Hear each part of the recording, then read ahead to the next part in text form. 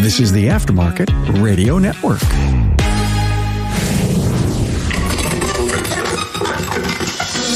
Carm Capriato here, the pioneer of Automotive Aftermarket Podcast. You know, our format is very simple here. We educate through the voices of industry professionals. You learn and start implementing in your business, and together we advance the aftermarket to new heights. Hey, how do we handle a toxic employee?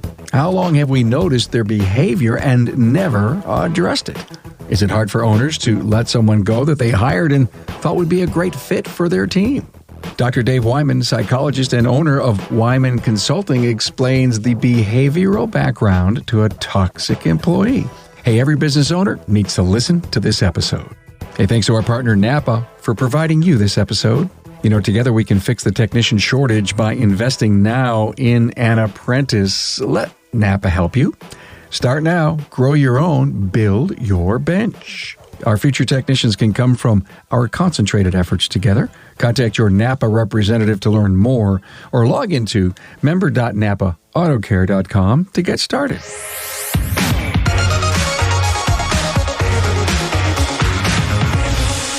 A warm welcome to Dr. David Weiman, psychologist from Weiman Consulting.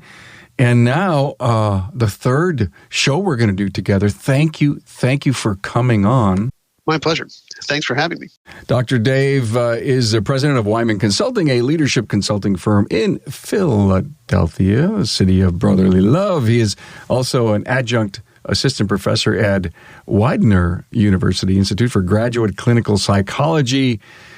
And are you still a certified coach with Johnson & Johnson?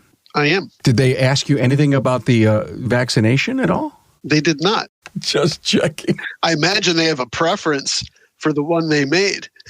I bet you they do. Dr. Dave's been quoted in Business Week, the Los Angeles Times, Men Health Entrepreneur, and many other publications. Good to have you here.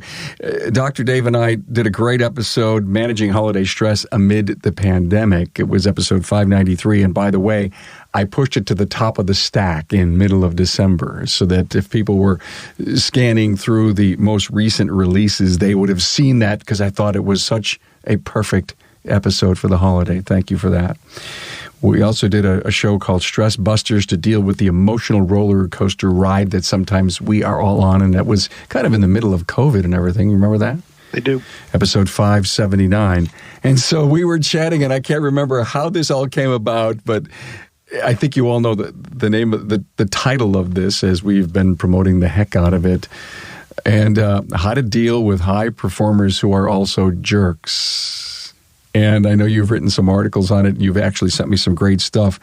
I'm fascinated with this topic. We are struggling with the technician shortage. We are struggling just to find great people to come to work in our industry, Dave. You know, we're a highly skilled trade anymore. And I know the pulse and the beat of our industry is all about building a great culture in our companies. We're not going to survive without it. Any business, it doesn't matter, but I think the automotive aftermarket, the independent service business is really catapulting itself to that level. And sometimes that means ferreting out some bad apples. We want a great culture, and we value promoting high performance, but every once in a while, we find, and I love it, we find a jerk. Believe you me, in all my years in business, you know, just researching the articles that you gave me, I just start reminiscing of all these people that I remember. That happens for a lot of people.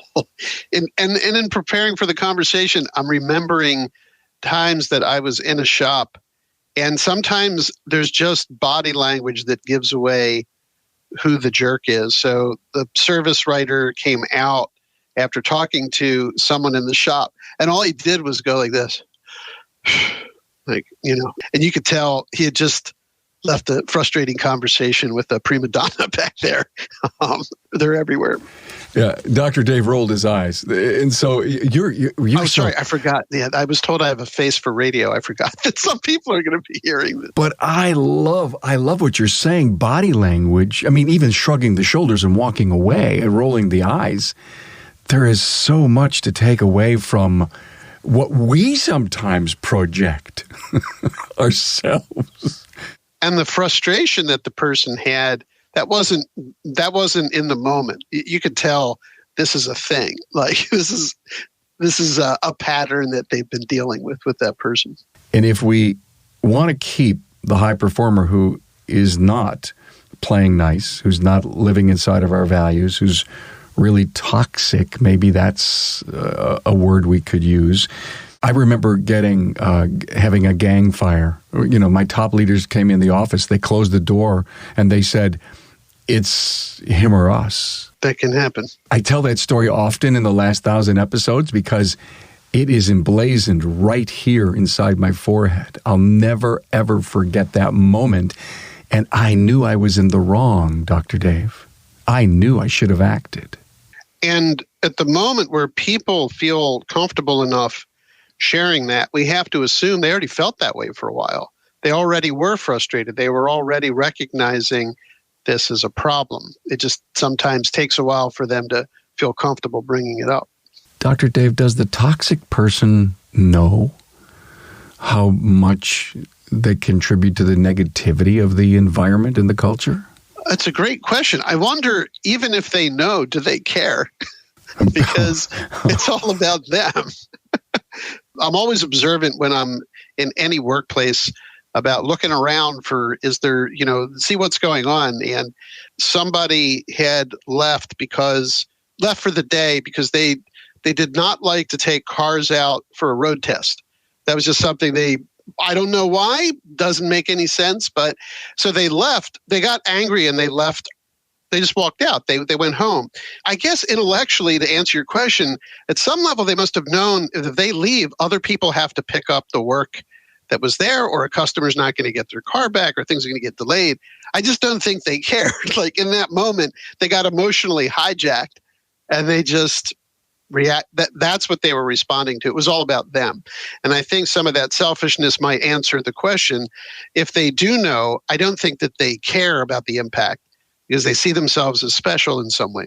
We are trying to get so much smarter in hiring people.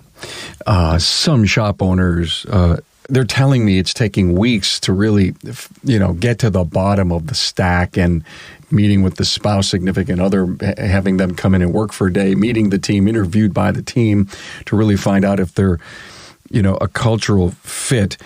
Do you know of any litmus paper test for toxicity? Or do you find it by being a very thorough interviewer and you don't jump at the first candidate? Everything that the person does is a sample of their behavior. So if you're noticing things in the beginning of the process that are behavioral, they're not responding to emails right away, they're not following instructions in your assessment process, they're sarcastic like if there's a questionnaire, they're sarcastic in their response to that. To pay attention to those things. There are two questions that I like a lot that help generally get at how the person cooperates with other people. No, people are tempted in interviews to ask a question like, give me an example. These are behavioral questions. So give me an example of when you cooperated with other people. Well, you've seeded the question with the answer. They know what you're asking about. So they'll give you an example of them cooperating with other people. I prefer to ask these two questions, which I think are general enough that it allows the applicant to go wherever they want to go, but gives you a lot of information. So the first question is, tell me about a recent success that you were directly involved in, and share with me what happened and why you think it was so successful. The second question is the opposite of the first one. Can you tell me about a recent professional disappointment, something that didn't go well, and share with me why it didn't go well? What happened and why, in your view, it didn't go well. And so in the answers to these, and I can tell you're already ahead of me on this one, but you'll see things like, if they only give themselves credit for the success, I did this, I did that, it was because of me that we salvaged this bad situation. That's interesting information. On the opposite side, if it's a failure and they blame everybody else, oh, this person didn't do this job and this thing didn't show up on time and it's because of somebody else, that's also highly relevant. What I look for in the second answer is that they assessed what the problem was.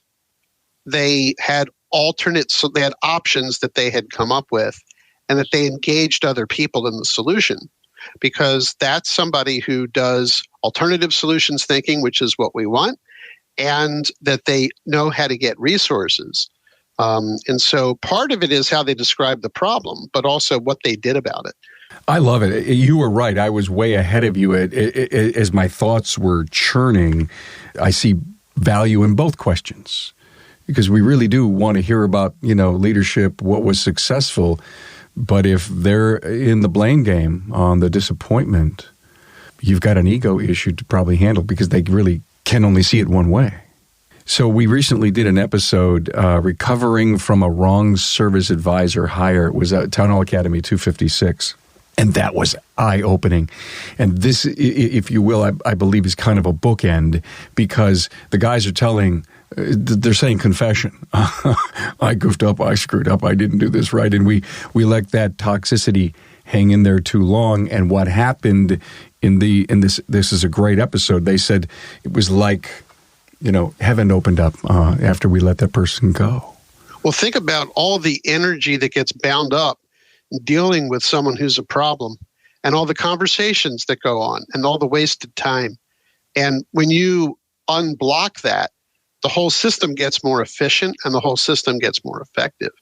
But I think that there's a lot of intangible cost to having someone who's a behavioral problem in an organization. The performance is, one can counterbalance the other. So some people would say, well, I would accept lower performance for higher cooperation, higher behavioral skills, because that person's an asset. And we can always bring up the performance piece. It's harder to do it the other way around. So because most people, and you had gotten at this in one of your earlier questions, most people who have that personality of the jerk, and people can fill in their own definitions of that, that's not something that typically changes. It's often something people try to coach or cajole or influence in some way, but that's actually much harder to change than a performance piece. You get up every day, you go in, you got this problem, and you don't do anything about it. And you're really hurting not only you, your organization, your customers, but your entire team, and they start leaving. Yeah, they start peeling off, because it's not just the impact of that person on them, but they start to think, well, if this is tolerated here, they'll tolerate anything. Like, why am I hanging around? If this kind of person if people are clapping for this guy, what am I doing here? So they start to wonder about their own judgment in staying in an organization that allows someone like that, this bad behavior, the company jerk, to stick around. In one of the articles that you wrote, you mentioned competent jerk's a terrible teammate who hoards resources and breaks the rules. What a bad example. Exactly. Somebody smarter than I said, in any organization, on any team, you have 20% of the folks at the top but they would come in and do their job. The boss wasn't there. They'd follow all the rules. They're self-motivated. They do the right things. There's 20% at the bottom who just, they're unhappy wherever they are. If they moved from your team to somebody else's team, they would have the same bad attitude. They complain all the time. They don't do their job. They're the problem children in an organization.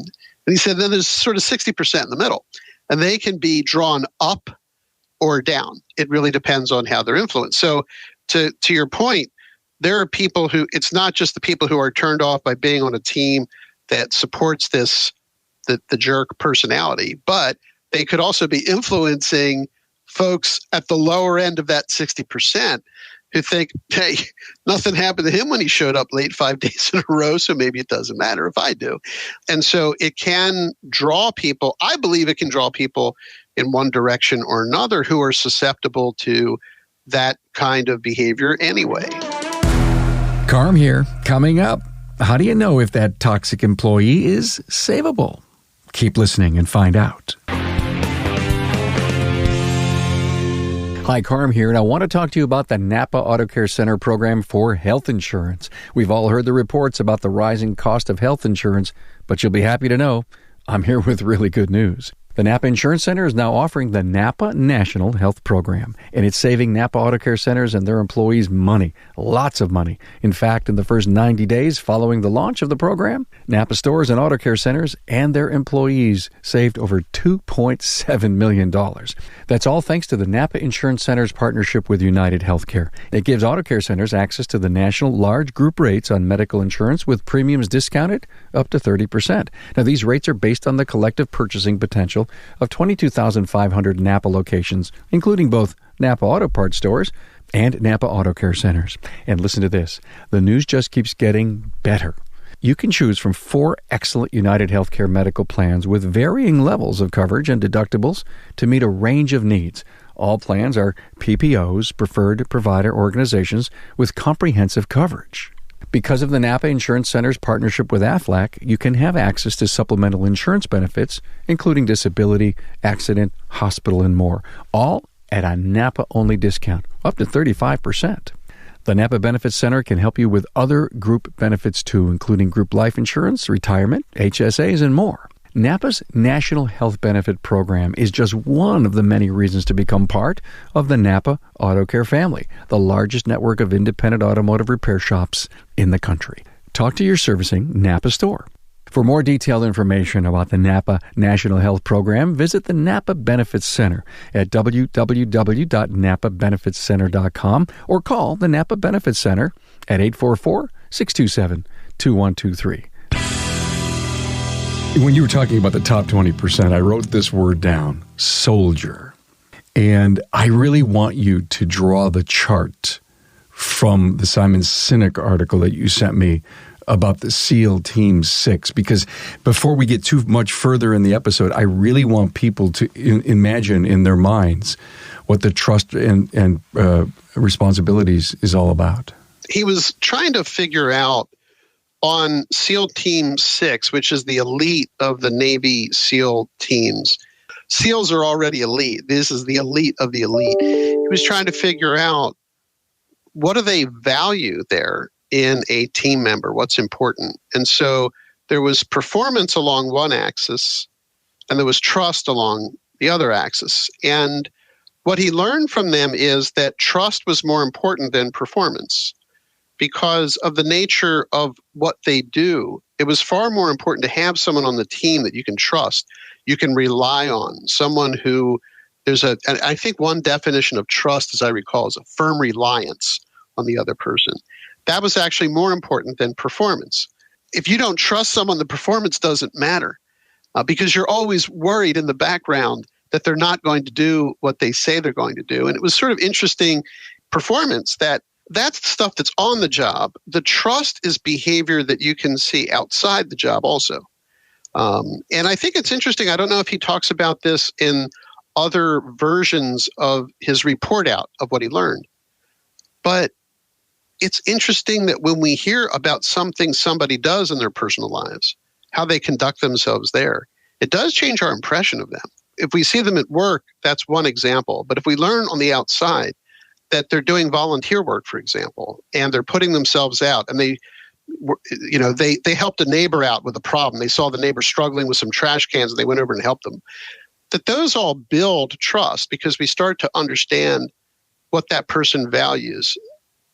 And on the opposite side, if we know that they don't have these sort of trustworthy characteristics, on the personal side, that impacts how we see them at work as well. I think it all goes back to values. But that was the basic outcome of his delving into the SEALs program, that if there's somebody who is an a-hole, they're out like in the minds of the people on that team. And it's totally understandable. I mean, they might train for months and months and months to do a specific action where they do start to depend on one another in a very significant way. They depend on each other already. But in one example that I have that's not an example from the SEALs, a military team had been preparing for quite a while to do a specific action or project. One person got sick. They did not replace that person They didn't do what they had planned to do because they had established such a level of, in team development, esprit de corps, where it's operating as one organism, it's one entity, that they aborted that mission because they wouldn't be able to do it with someone who was just inserted in there. And I want to take that to another level, to our listener who may be saying, yeah, I got to do something. Build your own chart, build your own axis, XY, put trust and performance on that when you're seriously looking at that individual and find out, do we trust that person? Where's their performance? And if the trust is low because we can't count on that person, they're off the charts, they're like a rocket that's not going straight, they're all over the place.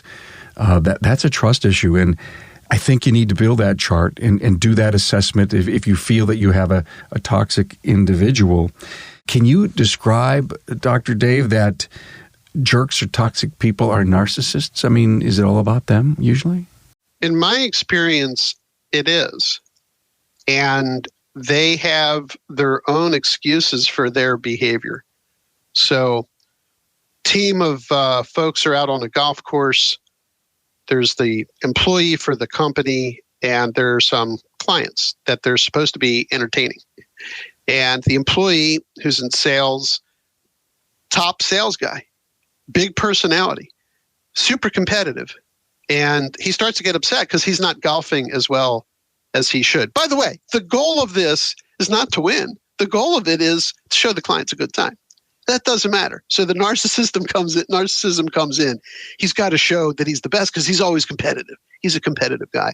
So he starts getting more and more worked up. How do I know this? Because people are observing him who are with a different group. But they can see this, and they know already from his personality something's about to go horribly wrong because he's showing the physical manifestations of somebody who's about to go off. He misses a shot, and he gets so angry that he throws his golf club up and it gets stuck in a tree. And now it's all about him. It stopped being about serving another person, and it's all about him. So later, when his manager is talking with him about it, he doesn't have the ability to get out of his own frame of reference. And he just says, hey, I was pissed. What's the problem? You hired me because I'm a competitive guy. I was just being myself. But what he really was saying is I was just being selfish. And it didn't matter. So he wasn't able to take somebody else's point of view and see how bizarre this was. I mean, people who were elsewhere on the course, but members of the same company team, were embarrassed that this is how somebody from their company is acting. But to your point, the narcissist in him is like, it's what I do, man. Like, this is me.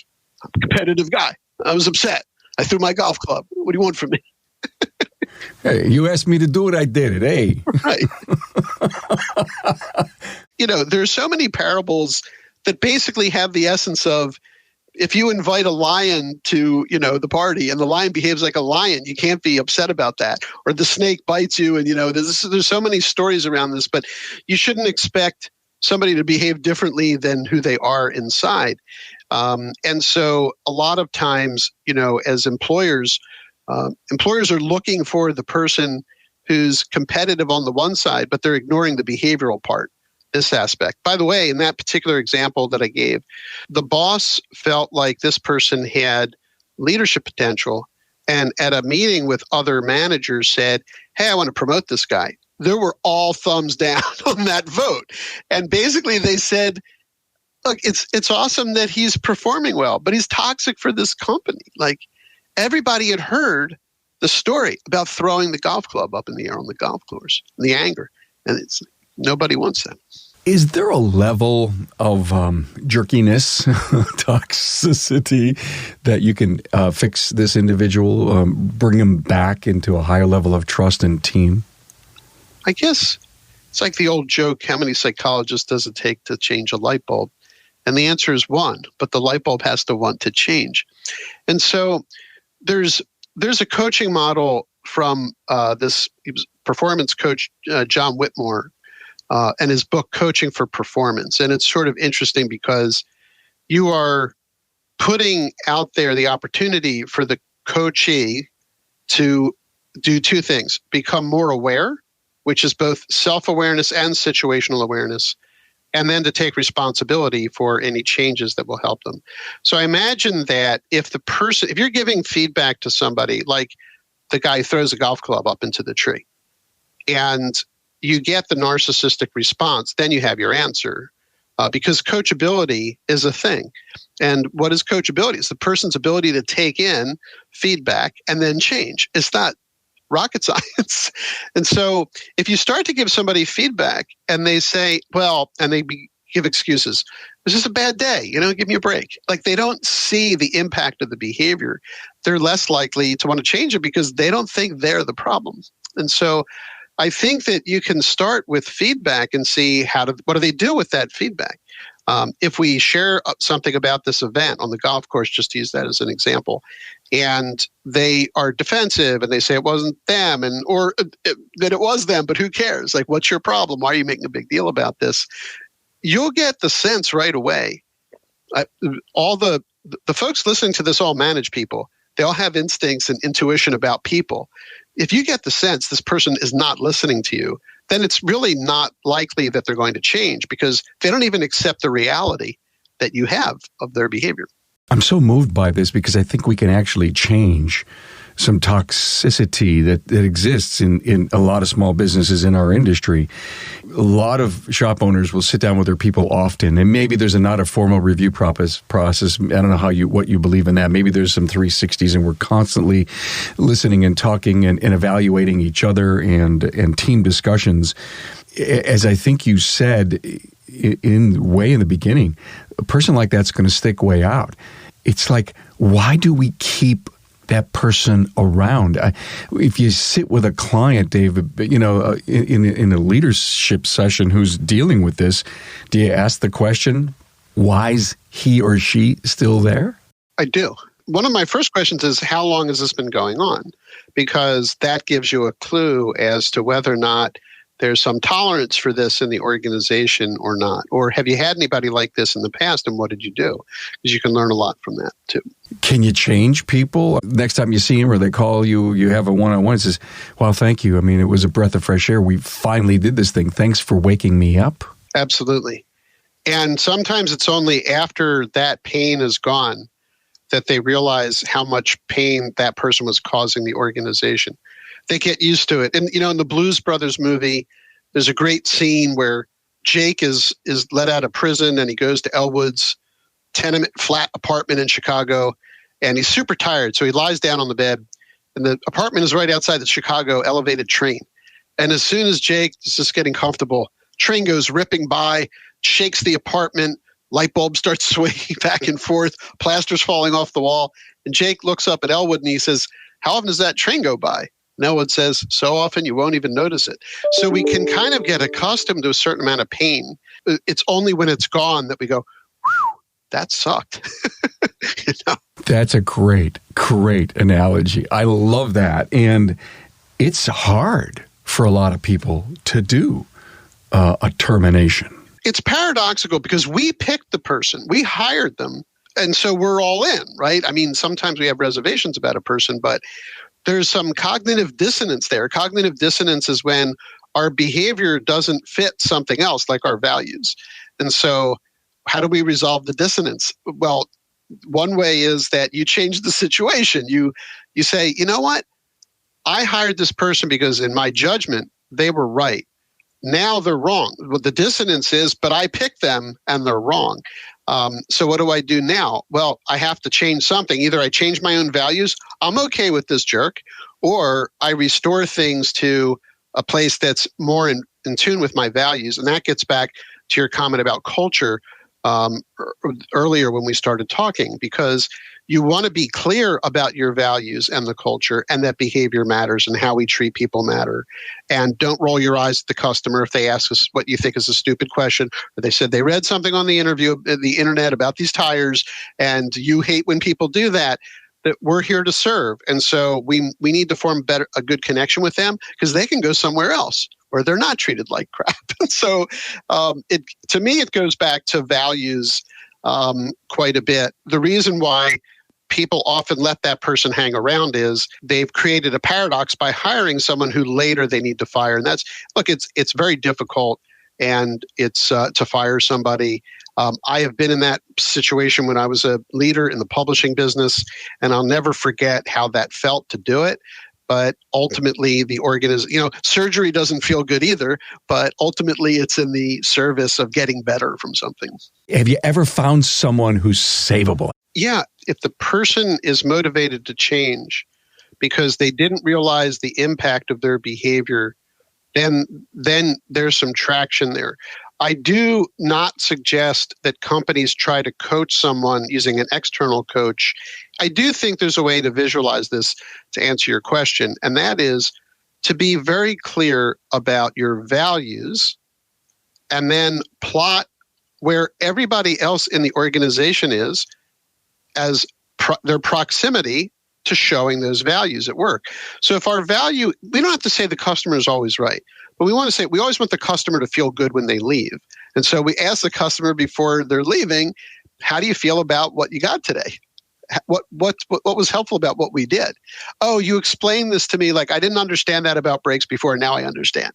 Like we can quickly assess that, but we can also see, and I do get your point about this being visual, because in the area of service, we deal with visual things. We deal with things that we can see. Somebody who we both know who's terrific, Greg Buckley, he'll do a video to explain something the person can't see under the car. He'll do a video of that so they can see exactly what he's talking about. He wants them to understand. Where would we graph the behavior, how close it is to the values that we're trying to show here? And we want the customer to feel good. Then you could get a sense of where team members are, how close they are to that value, and or the ones who are far away. What do we do about that? No, values are something the person walks around with. So that is the hardest thing to change. And if the person only values themselves and they have to be right, and I'm not taking cars on road tests because I don't like doing it, and I'm going to walk out of here if you try to compel me to do it, when that person's pretty far away from the value of serving the client. Boy, I've always known that if you have your values set, even better if the team helped you create that, then it's not hard to discipline or manage off of the behaviors that are or not shown. No, and we want staff to know that behavior is part of the assessment. So it's not just how many things you do and how quickly you do them or how well you do them, but it's also the behavioral piece of it. And I think you can make that part of a person's understanding of how this company runs, how it operates. When you're clear about that from the beginning, and that all goes all the way back to the interview process, when you're clear about that, then everybody can be on the same page about it. And we can have that conversation. And to a question that you asked a while ago with regard to performance reviews, to me, a high feedback culture where we're always giving feedback, we're always exchanging information, we're always sharing what's going well, what we could do differently, then it just becomes part of how we operate, that we give that feedback. How do we find out if that person's savable or not? In everyday operation, if you see something that didn't go the way you wanted it to, then you should address it as soon as you can so that you start to learn why it's happening. The way that they're keeping physical materials around them is not the way you want it to be. It's not neat enough, or things aren't getting put back, or people can't find things that they used last. So as soon as you can, you want to address that specific thing. And the Center for Creative Leadership, folks can look this up. It's called the Situation Behavior Impact Model. It's a great way of giving feedback because you're mentioning the situation. The situation is after you finish with that car, that's the situation. The behavior is you didn't put these tools back where other people can find them. Then the impact. The impact is people had to waste time looking around for them. And then you leave some space there for the person to react. We don't want to so much set the expectation as we want to learn why what happened. The person might say, hey, I got a call from my wife that our kid was sick and I had to take that and I just forgot where I had put things. I apologize. We want some data about why that thing is happening that's having an impact on other people.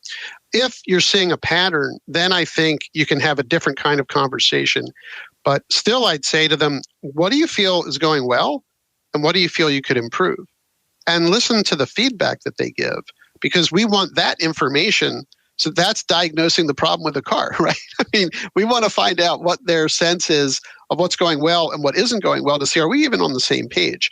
If you're not on the same page, I think you can address that. It seems like we have different views around how to treat other people at the shop. Here's what we value. Where are you on that? Because they might say, hey, I have the same value. I've just been super worried lately because our kid is sick or my wife's having problems at work or she was just laid off or whatever it is. We want to learn what might be causing the gap.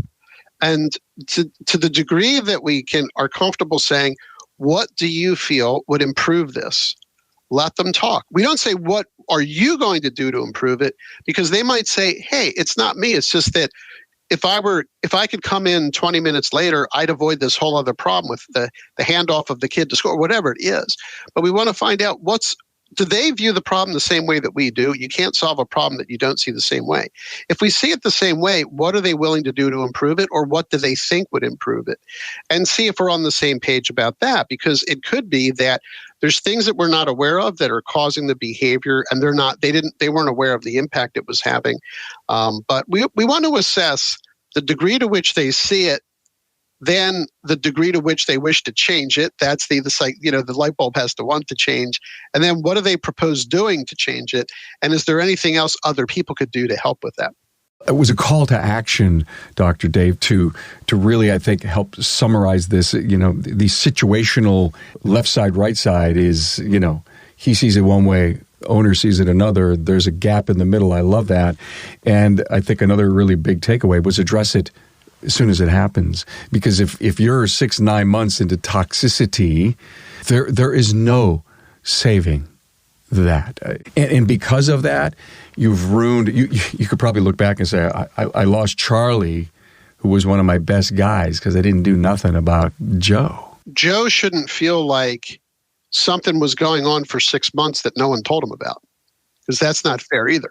And sometimes we're hesitant to bring something up. But that's where I think that situation behavior impact model is so brilliant, because you're only bringing up one thing at a time. You're not saying, hey, I've noticed a pattern for 6 months of you talking badly to the driver who brings the parts and you from this supplier. You can't do that. And I've been frustrated. By that point, you're too worked up as the boss, the manager, the owner. And now you're just blasting them, and they might say, hey, I didn't know they didn't like the way that I was talking to them. I thought they liked that. They always seem to laugh when I call them that nickname or whatever it is. And so that's where I think it's important to address it right away, because you don't want it to be like a court case. I've noticed for 6 months that you've been doing X, Y, or Z. The guy's going to go, why didn't you tell me that 6 months ago? I would have stopped. I think this is a great episode for our listenership to start out the new year and make a hell of a resolution to fix any toxicity you may have from a team member. Thank you so much, Dr. Dave Weiman, psychologist, Weiman Consulting, for your contribution to our wonderful automotive aftermarket and for sharing your wisdom, my friend. Thanks. Thank you for having me. Thanks for being on board to listen and learn from the premier automotive aftermarket podcast. Until next time,